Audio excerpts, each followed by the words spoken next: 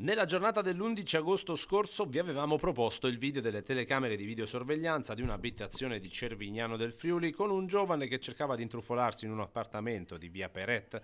Era infatti la notte tra sabato 9 e domenica 10 agosto, quella in cui il malvivente aveva agito, non riuscendo a entrare in casa, come si vede dal video postato su Facebook dalla padrona della villa in questione, che al momento incriminato del video era nell'abitazione. Il ladro si era concentrato poi sulle automobili parcheggiate nel cortile, svuotandole degli oggetti e documenti al loro interno.